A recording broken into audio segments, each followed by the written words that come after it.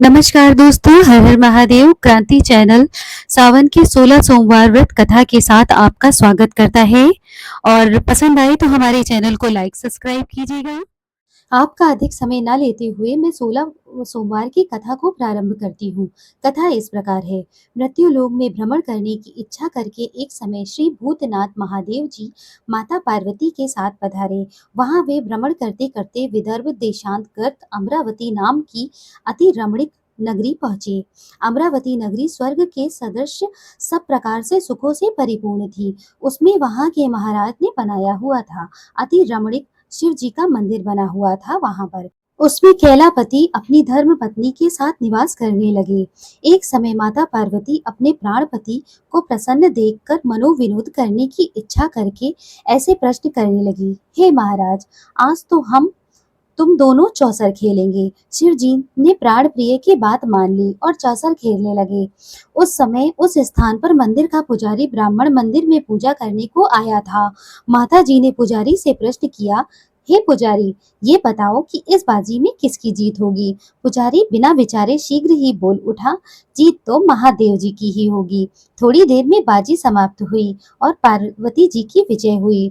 तो पार्वती जी पुजारी को झूठ बोलने के अपराध के कारण कोढ़ी होने का श्राप दे दिया। कुछ समय में पुजारी के शरीर में कोढ़ पैदा हो गया। पुजारी अनेक प्रकार के से दुखी रहने लगा। इस तरह के कष्ट पाते पाते वह बहुत दिनों तक ऐसे ही रहा। तो एक दिन देवलोक की अप्सराएं शिव जी की पूजा करने के लिए उसी मंदिर में आई और पुजारी के कोढ़ और कष्ट को देखकर बड़े दया भाव से उससे रोगी होने का कारण पूछने लगी। पुजारी, अत्यधिक दुखी मत होना, भगवान शिव जी तुम्हारे सभी कष्ट दूर कर देंगे। तुम सब व्रतों में से श्रेष्ठ 16 सोमवार अथवा 16 सोमवार का व्रत है, उसको भक्ति के साथ करो। जब पुजारी अप्सराओं से हाथ जोड़कर विनम्र भाव से 16 सोमवार के व्रत की विधि पूछने लगा।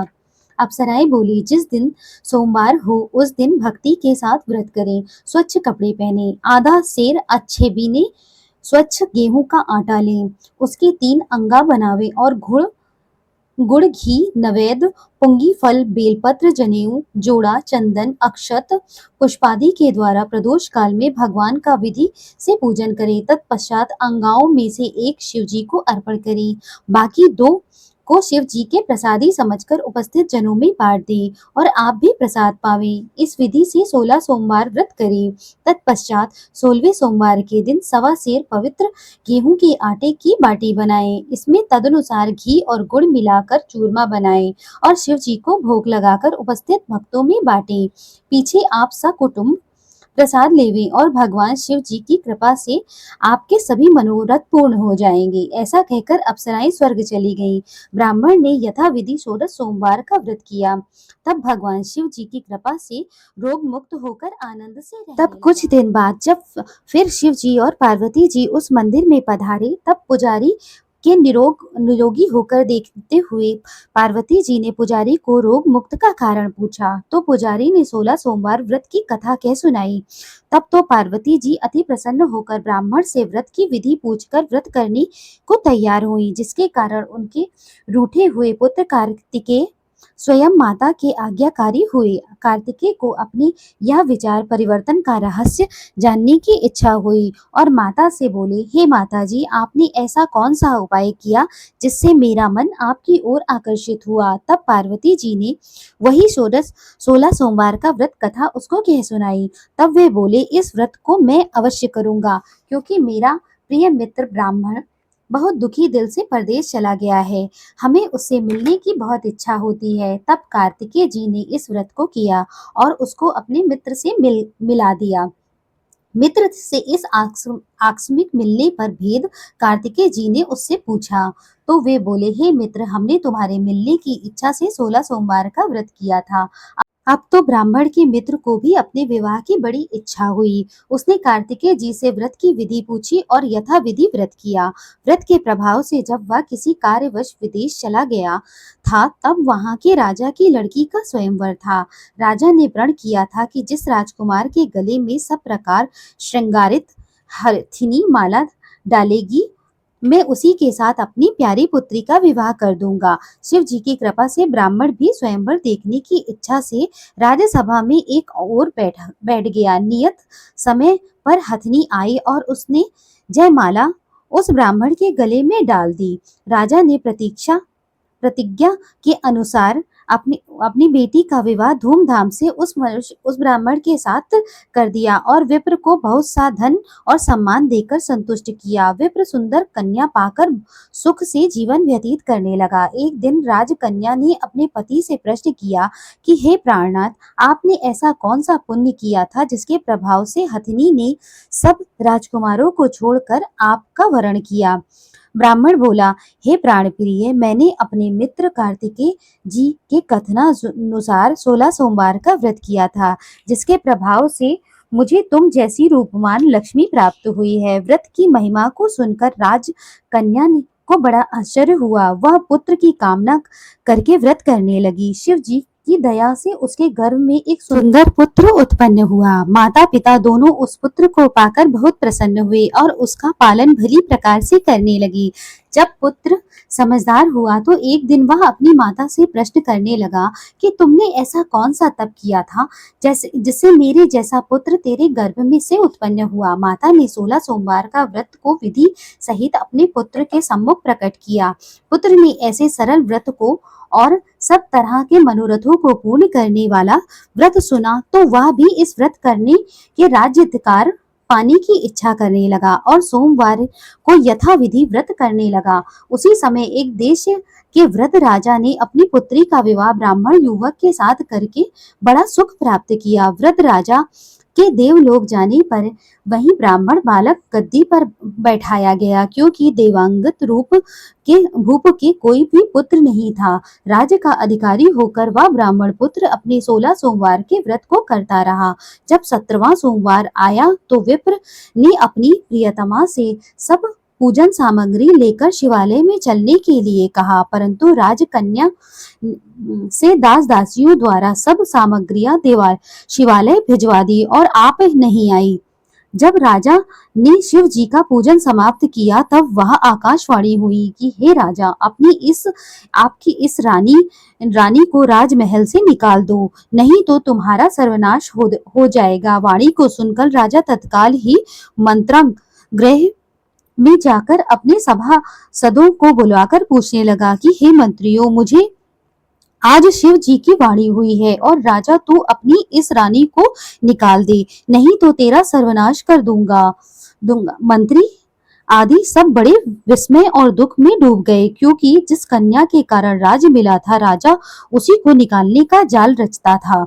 यह कैसे हो सकता है? अंत में राजा ने उसे अपने यहाँ से निकाल दिया। रानी भाग्य को कोसती हुई नगर से बाहर आई, बिना पद त्राण, फटे वस्त्र पहने, भूख से दुखी धीरे धीरे चलकर एक नगर में पहुंची। वहां एक बुढ़िया सूत काट कर बेचने को जाती थी। रानी की करुणा दशा को देखकर वह बोली, चल तू मेरा सूत बिकवा दे, मैं वृद्ध हूँ, भाव नहीं जानती हूँ।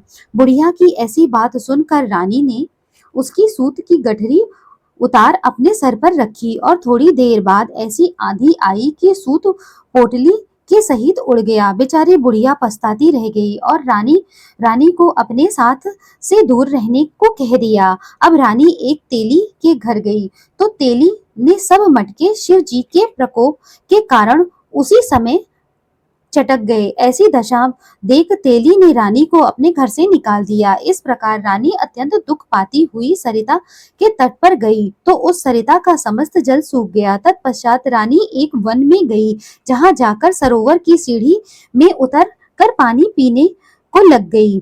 उसके हाथ से जल स्पर्श होते ही सरोवर का नील कमल के सदृश जल असंख्य कीड़ों में भर गया। रानी ने अपने भाग्य पर दोषारोपण करते हुए उस जल को पान करके पेड़ की शीतल छाया में विश्राम करना चाहा।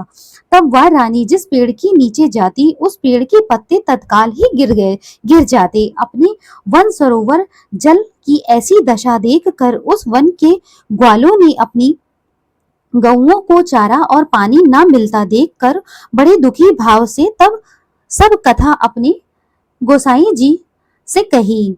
उस जंगल में उपस्थित मंदिर के पुजारी थे। उनसे सारी अपनी कथा सुनाई। ग्वाले रानी को देखकर गोसाई के पास गए। रानी का मुख कांति और शरीर की शोभा को देख गोसाई सब जान गए, वह अवश्य ही विधि और गति की मारी कोई कुलीन अबला है। ऐसा सोच पुजारी ने रानी के प्रति कहा, मैं तुमको पुत्री के समान रखूंगा, मेरे आश्रम में ही रहो, मैं तुमको किसी प्रकार का कष्ट नहीं होने दूंगा। गोसाई के ऐसे वचन को सुनकर रानी को धीरज हुआ।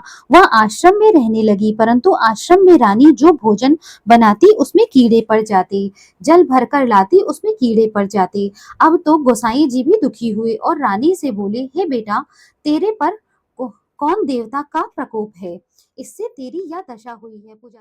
तब पुजारी की बात सुनकर रानी को याद आया कि मैंने शिव जी की पूजा ना करने जाने की कथा सुनाई। तो पुजारी जी शिव जी महाराज की अनेक प्रकार से स्तुति करते हुए रानी के प्रति बोले, बहन, तुम सब मनोरथों को पूर्ण करने वाले 16 सोमवार का व्रत को करो, उसके प्रभाव से अपने कष्टों से तुम मुक्त हो जाओगी। गोसाई जी की यह बात सुनकर रानी ने 16 सोमवार का व्रत की विधिवत संपन्न किया और 16वें सोमवार के पूजन के प्रभाव से राजा के हृदय में विचार उत्पन्न हुआ कि रानी को गए हुए समय व्यतीत हो गया है, न जाने कहाँ कहाँ भटकती होगी, उसे ढूंढना चाहिए। यह सोच रानी की तलाश करने के लिए चारों दिशाओं में दूत भेजे। वे तलाशते हुए पुजारी के आश्रम में रानी को पाकर पुजारी से रानी को मांगने लगे, परंतु पुजारी ने उससे मना कर दिया। तब राजा स्वयं पुजारी के आश्रम में गए और पुजारी से प्रार्थना करने लगे, हे महाराज, जो बाई जी आपके आश्रम में रहती है वह मेरी पत्नी है। शिव जी के कोप से मैंने उनको त्याग दिया था, अब इस पर शिव जी का प्रकोप शांत हो गया है, इसलिए मैं इन्हें लेने आया हूँ। आप इसे मेरे साथ चलने की आज्ञा दें। गोसाई जी ने आज्ञा पाकर रानी को राजा के साथ महल में भेज दिया। घर घर में मंगल गान होने लगे। पंडितों में विविध वेद मंत्रों का उच्चारण करके अपनी राजधानी का आवाहन किया। ऐसी अवस्था में रानी ने पुनः अपनी राजधानी में प्रवेश किया। महाराज ने अनेक तरह के ब्राह्मणों को दान आदि देकर संतुष्ट किया। इस प्रकार से राजा शिव जी की कृपा का पात्र बनकर राजधानी में रानी के साथ अनेक तरह के सुखों को भोग करते हुए आनंद से जीवन व्यतीत करने लगा। ऐसे ही जो मनुष्य व्यक्ति भक्ति भाव से 16 सोमवार का व्रत इत्यादि करता है, वह इस लोक के सभी सुखों को भोग कर शिवपुरी को प्राप्त होता है। बोलो भोले शंकर की जय। हर हर महादेव। जय भोले शिव शंकर। इस प्रकार 16 सोमवार व्रत कथा पूर्ण होती है। इसके तत्पश्चात आप शिव जी की आरती स्वयं करें। हमारे चैनल पे विभिन्न प्रकार की कथाएं उपलब्ध हैं। अगर आपको पसंद आए तो हमारे चैनल को लाइक सब्सक्राइब करें और सबसे शेयर करें। और आगे आप किस तरह का वीडियो, किस तरह की कथाएं मुझसे सुनना चाहते हैं, उसके हेतु सुझाव आप कमेंट बॉक्स में ज़रूर दें। मेरे इस वीडियो में अगर कोई भी त्रुटि हो या किसी के मन को कोई भी ठेस पहुंची हो तो उसके लिए मुझे क्षमा कीजिएगा। मेरे चैनल पर ऑलरेडी सावन सोमवार व्रत कथा है। अगर उसकी भी आपको आवश्यकता है या किसी को आवश्यकता है तो उसका लिंक मैं डिस्क्रिप्शन में दे दूंगी। आप मेरे चैनल क्रांति अवध की में जाकर इस कथा को प्राप्त कर सकते हैं, उसका लाभ उठा सकते हैं। धन्यवाद।